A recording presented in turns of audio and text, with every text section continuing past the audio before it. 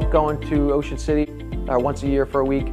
I did some small little flips in the early 2000s, got a little bit of money up and looked into the Atlantic City market, and never really hung out here, but I saw the prices were just amazing. And so to have a beach block house, 3 bedrooms, 2.5 bath, I think it was like $120,000. So I hopped on it. It was needed some rehab, rehabbed it, did well, and immediately fell in love with the neighborhood and the neighbors. It was just very embracing from the get-go. So I ended up falling in love with the city, not because it was affordable. That's what got me here initially, but fell in love with the city because of the neighborhood. Love the Inlet. I mean, never looked back, and so I've had a house here ever since. The Inlet specifically, as opposed to the rest of the city, it's surrounded by water. It's got water on 3 sides. It's a blank palette, blank slate. There's tons of room for development. Who doesn't embrace development on blank vacant land? I mean, it's great for the taxpayers to bring in more rateables. It's great for the local businesses to bring in more people.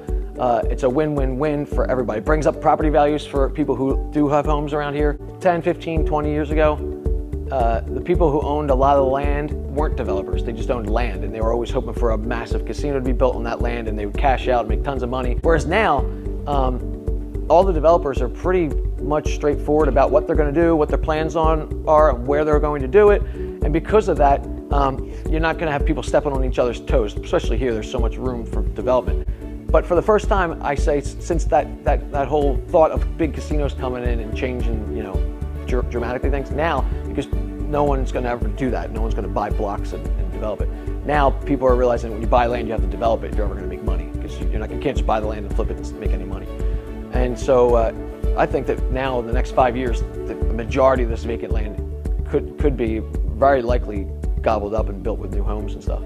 So this dream I had was the view of off these balconies, and I drove my truck down here, put the ladder up against the telephone pole on New Hampshire Avenue, and I turned around and I saw that view that was from the dream, and I was like, this is where I'm supposed to build. This is clearly where I'm supposed to build. It's 100%. So we maximized the footprint of the land that we have here to fit as much on this city park as possible.